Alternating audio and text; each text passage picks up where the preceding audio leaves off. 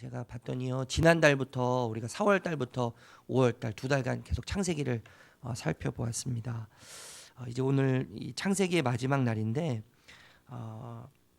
오늘 본문은 야곱이 죽음의 이야기로 시작하지 않습니까? 어제 본문과 이어져서 이제 야곱이 죽으면서 유언을 했어요. 마지막에 나를 이제 가나안 땅으로 옮겨달라고 이야기를 했어요. 정체성이 굉장히 강해졌죠.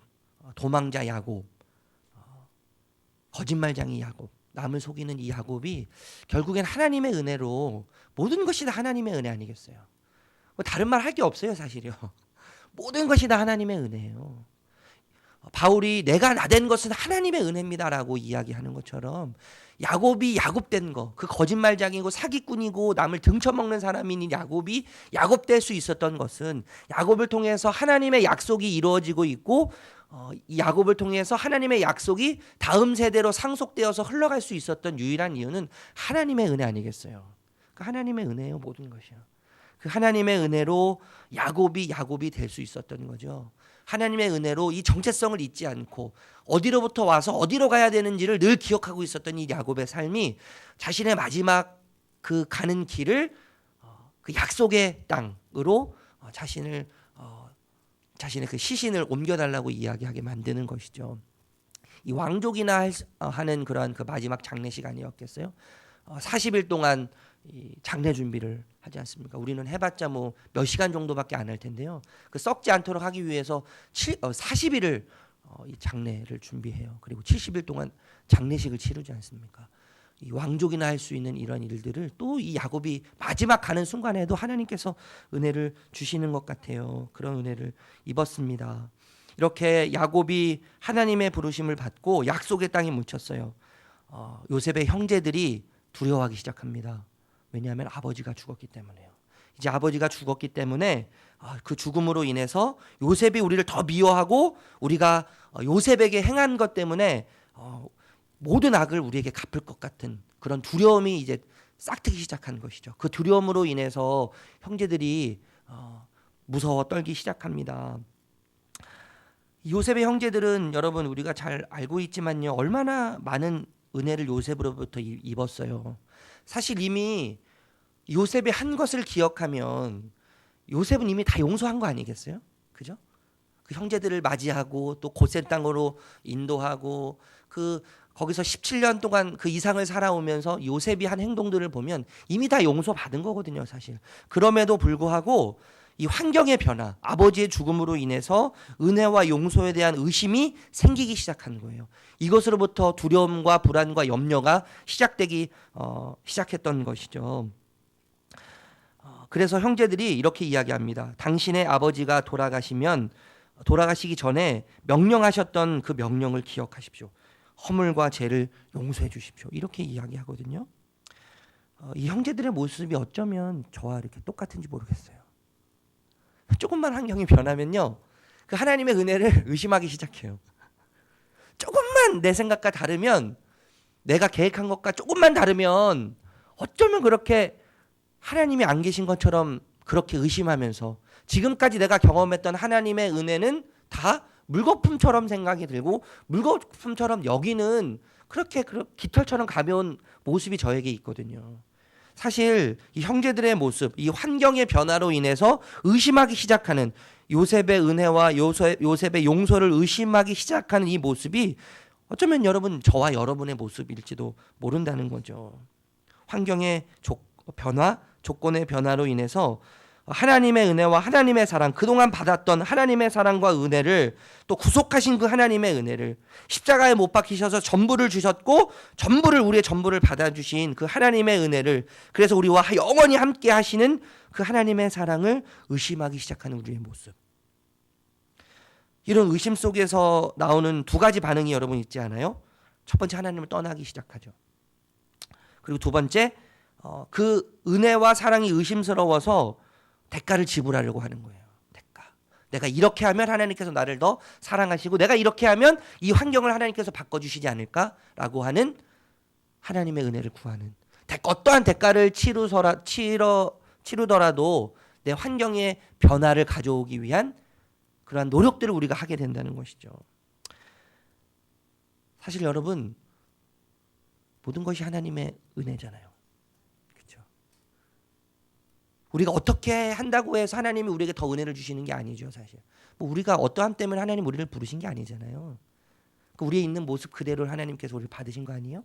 우리는 문제투성이고 아픔투성이고 우린 죄악투성이인데 그 모습 그대로를 하나님이 우리를 받으셨는데요. 그냥 이 자체가 하나님의 은혜인데 아무런 대가 없이 아무런 공로 없이 받은 것이 하나님의 은혜인데 우리 어떤 환경의 변화로 인해서 우리의 조건의 어떠한 변화로 인해서 하나님을 의심하기 시작하는 우리의 불신앙적인 모습이 결국엔 문제 아니겠습니까, 여러분?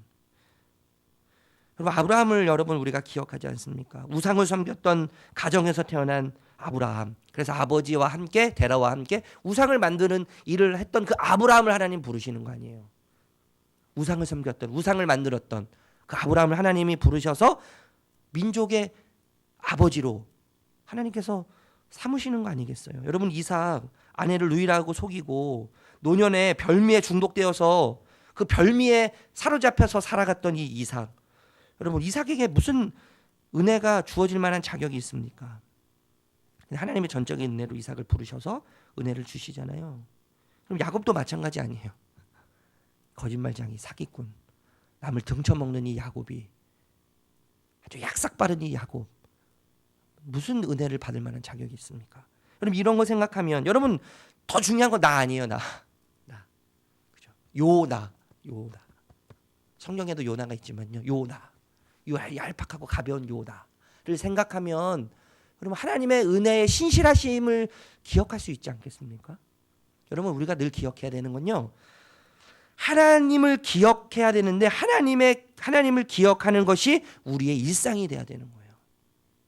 우리가 아침에 눈을 뜨고 밥을 먹고 출근을 하고 일을 하고 하는 것처럼 하나님을 기억하는 것이 우리의 일상이 돼야 되는 거죠. 우리의 일상을 가끔 보면 지겨워하는 분들이 계세요. 어제와 똑같아요. 그게 얼마나 큰 은혜인데요, 여러분. 그 일상이 반복되는 게 얼마나 큰 은혜예요. 내가 아침에 다시 눈을 뜬다는 것도 하나님의 은혜고 내가 다시 일을 나갈 수 있다는 것도 하나님의 은혜고 내가 평범한 삶을 살 수 있다는 이 자체가 하나님의 은혜거든요. 이게 얼마나 큰 은혜예요. 여러분 하나님을 기억함이 우리의 일상이 되었으면 좋겠어요.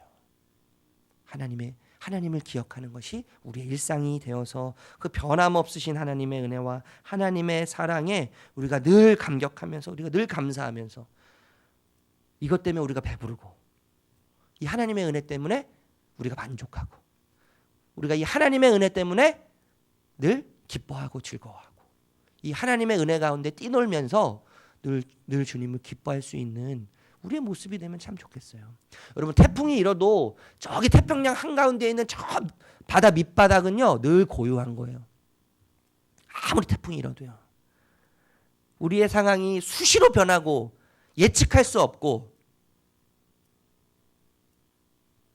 우리가 감히 상상할 수 없는 일들이 우리에게 온다 할지라도요. 이 하나님의 은혜가 우리 중심이 되어서 저 뒷산에 있는 큰 바위처럼 어떤 환경에도 흔들리지 않는 태풍이 와도 흔들리지 않는 쩔어붙은 저 뒷산에 있는 바위처럼 우리의 중심이 하나님께 묵직하게 박혀서 하나님께로부터 오는 은혜로 인해서 늘 감격하고 하나님의 은혜 때문에 늘 감사하고 하나님의 은혜를 생각하면 눈물이 절로 나고 우리의 일상에서 하나님을 기억함으로 우리가 행복하다면 하나님 때문에 행복하다면 우리 하나님께서 우리의 모습을 보시면서 하나님께서 행복해 하시지 않으시겠습니까? 하나님께서 우리의 모습을 보면서 행복해 하시는 하나님, 미소 짓는 하나님을 보면서 행복해하는 우리의 모습을 보면서 기뻐하시는 하나님. 그런 은혜가 저와 여러분에게 있었으면 좋겠습니다. 요셉의 형제들이 요셉에게 이렇게 이야기하지 않습니까? 17절 18절에 보니까요. 용서하소서 우리는 당신들의 종입니다. 너무 두려운 거죠. 너무 무서워요. 그래서 용서해달라고 간곡하게 부탁하고 종이라고까지 이야기해요. 요셉의 대답은 19절 20절이에요. 우리 다시 한번 읽어볼까요? 19절 20절 말씀 읽어보겠습니다. 요셉이 그들에게 이르되 두려워하지 마소서. 내가 하나님을 대신하리이까 당신들은 나를 해하려 하였으나 하나님은 그것을 선으로 바꾸사 오늘과 같이 많은 백성의 생명을 구원하게 하시려 하셨나니. 아멘. 여러분, 해석이 다르지 않습니까? 여러분 기억하세요. 요셉이 감옥에 갇혔을 때 떡 굽는 또 포도주 만드는 이 관원장이 들어왔을 때 해석이 하나님께 있습니다 이렇게 이야기했잖아요. 해석이 하나님께 있습니다. 이렇게 이야기했는데 요셉의 삶이었어요. 사실 그것은요. 해석이 하나님께 있습니다라고 하는 이 한마디의 고백이 사실 요셉의 삶의 전부였거든요. 저는 그렇게 생각이 돼요. 요셉의 신앙의 전부였고 요셉의 인생의 전부가 해석은 하나님께 있습니다라는 이 의미 속에 여러분 담겨져 있는 거예요. 여러분 악행, 형제들이 했던 악행과 또 많은 생명을 구원하게 하는 이 사건 사이에는 요셉이 볼 때 뭐가 있었냐면요. 하나님의 섭리가 있었던 거죠. 악행과 실수와 저주와 고통과 또 많은 생명을 구원하게 하시는 이 사이에는 하나님의 섭리가 그 속에 있었어요. 하나님의 섭리. 섭리란 말은 어떠한 악행도 어떠한 실수도 사용하셔서 하나님의 뜻을 이루는 것이 하나님의 섭리예요. 여러분 우리는 실수투성이잖아요. 아까도 이야기했지만 우리는 실수투성이고 문제투성이거든요. 그런데 그 문제를 하나님은 사용하셔서요. 하나님의 뜻을 이루시는 데 사용하세요. 우리가 얼마나 많은 실수를 해요. 제가 설교하면서도요. 막 얼마나 많이 저는 설교가 끝나고 나면 저희 아내한테 막 다다다다다다 실수를 너무 많이 해서요. 실수투성이에요. 그런데 하나님은요. 이 실수투성이를 통해서 하나님의 선한 뜻을 이루어가시도록 사용하시는 거예요. 그렇게 믿으니까 제가 여기 또 쓰죠. 감히 저 같은 사람이 어떻게 하나님 말씀을 대언합니까? 저는 제 자신을 십자가를 통해서 보면 볼수록 제가 이 자리에 설 수가 없어요. 전혀. 도저히 설 수 없는 사람이 저예요. 이 실수투성이 문제투성이. 그렇지만 하나님의 섭리로 이 이상민이라는 사람을 하나님께서 강건적으로 이끌어 가시기 때문에요. 이 문제투성이고 실수투성이지만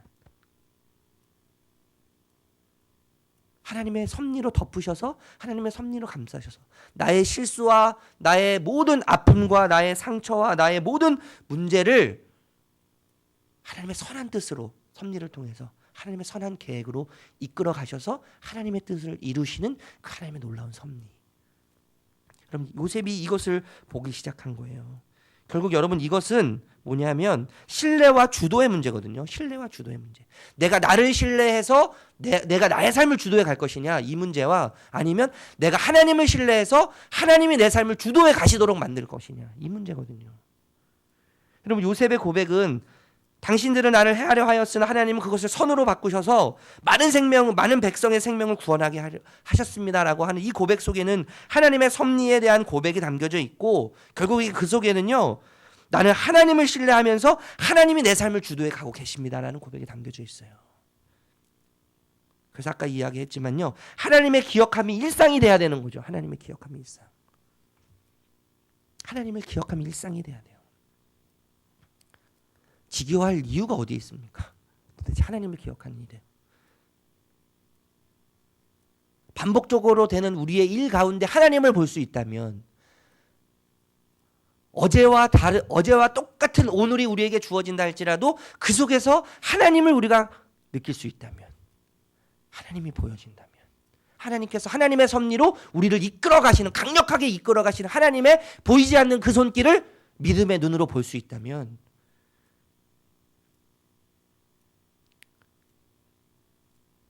그 은혜가 우리에게 필요한 것이죠.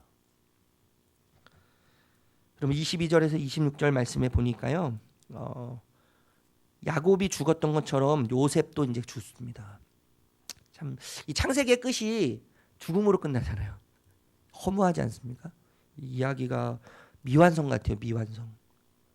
이 창세기 이야기는 미완성이에요. 죽음으로 끝나니까 얼마나 허무해요, 사실. 죽음이라는 것은요, 사실 끝이 아니라 또 다른 시작 아닙니까? 죽음은 그냥 문이에요, 문. 죽음의 문을 우리가 통과하면 더 넓은 하나님의 세계를 경험할 수 있지 않아요? 예수님께서 십자가라고 하는 죽음의 문을 통과하셨기 때문에 모든 백성을 구원하시는 또 다른 하나님의 세계가 열린 거죠. 우리가 죽으면 끝이 아니죠. 더 넓은 하나님의 세계가 우리를 기다리고 있지 않아요? 그러니까 마지막에 죽는 모습이 사실 중요한 게 아니죠. 어떻게 죽느냐가 중요한 게 아니고요. 누구와 함께 죽느냐가 중요한 거예요. 누구와 함께 그 마지막을 보내는가. 그 누구와 함께 그 죽음을 맞이해서 그것을 통과하느냐, 이게 너무나 중요한 거죠. 그 오복 중에 뭐 여러 가지 있잖아요. 여러분, 그게 중요한 게 아닌 거예요. 하나님께서 우리를 붙잡아 주셔야 돼요. 제가 지난주에도 말씀드렸지만요. 우리가 하나님을 붙잡으면 안 되는 거예요. 우리는 늘 변하거든요. 우리는 실수투성이고 우리는 문제투성이기 때문에 우리가 하나님을 붙잡으면요. 하나님을 붙잡는 그것보다 더 어떤 것이 좋아 보이면 하나님을 놓고 다른 것을 붙잡아요. 우리는요. 우리가 그렇게 살아왔잖아요. 지금까지요. 제가 그렇게 살아왔거든요. 지금까지요. 그러니까 하나님이 우리를 붙잡아 주셔야 되는 거예요. 하나님의 말씀이 우리를 붙잡아 주셔야 되는 거죠. 거만이거든요. 이 표현은요. 우리가 하나님을 어떻게 감히 붙잡습니까? 하나님이 우리를 붙잡아 주셔야 되는 거죠. 요셉의 죽음의 이야기로 끝나는 이 미완성과 같은 이야기. 여러분, 창세기가 미완성이기 때문에 출애굽기가 기록되는 거예요. 또 다른 하나님의 역사가 시작되는 거죠.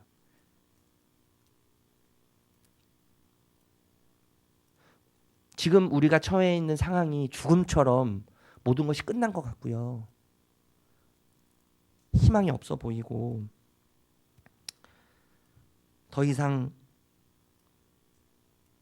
잡을 만한 지푸라기 하나 보이지 않는다 할지라도, 여러분, 그것이 죽음처럼 우리에게 느껴진다 할지라도, 깜깜해서 아무것도 보이지 않는다 할지라도, 여러분, 끝이 아닙니다.